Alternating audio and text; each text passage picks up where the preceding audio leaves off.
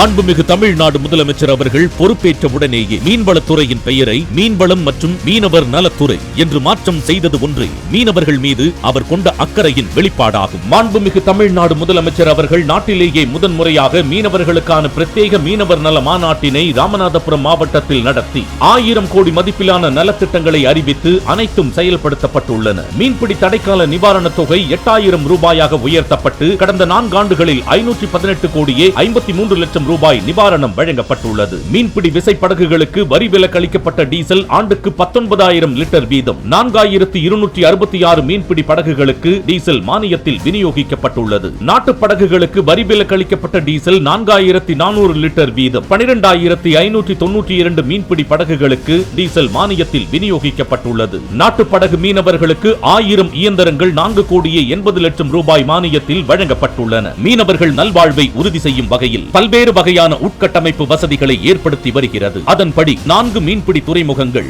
மொத்தம் 105 கோடியே 94 லட்சம் ரூபாய் செலவில் மேம்படுத்தப்பட்டுள்ளது. அதேபோல் கடலோர மாவட்டங்களில் உள்ள 56 மீனவ கிராமங்களில் புதிய மற்றும் மேம்படுத்தப்பட்ட மீன் இறங்கு தளங்கள் 819 கோடியே 27 லட்சம் ரூபாய் செலவில் அமைக்கப்பட்டுள்ளது. மேலும் தமிழ்நாட்டின் உள்நாட்டு மீன் உற்பத்தியை அதிகரிக்கவும் 22 இடங்களில் 81 கோடியே 94 லட்சம் ரூபாய் செலவில் புதிய மற்றும் மேம்படுத்தப்பட்ட அரசு மீன் விதை பண்ணைகள் அமைக்கப்பட்டுள்ளது. மேலும் இன்று மூக்கையூர் மீன்பிடி துறைமுகத்தில் குளிர்காப்பு வசதிகள், தூத்துக்குடி மீன்பிடி துறைமுகத்தில் கூடுதல் உட்கட்டமைப்பு வசதிகள், சுண்ணாம்புக்குளம் மீனவ கிராமத்தில் புதிய மீன் இறங்கு தளம், புதுக்குப்பம் மீனவ கிராமத்தில் புதிய மீன் இறங்கு தளம், கொடியம்பாளையம் மற்றும் குட்டியாண்டியூர் மீனவ கிராமங்களில் கரையோர வசதிகள், ஜெகதாப்பட்டினத்தில் மேம்படுத்தப்பட்டுள்ள மீன் இறங்கு தளம் ஆகிய 12 திட்டப்பணிகளை மொத்தம் 153 கோடியே 43 லட்சம் ரூபாய் மதிப்பீட்டில் திறந்து வைத்தார். மேலும் ராமநாதபுரம், தங்கச்சிமடம் மற்றும் ரோஜ் மாநகர் மீனவ கிராமங்களில் 170 கோடி ரூபாய் செலவில் அமையவுள்ள தூண்டில் வளைவுடன் கூடிய மீன் இறங்கு தளங்களுக்கு அடிக்கல் நாட்டினார்.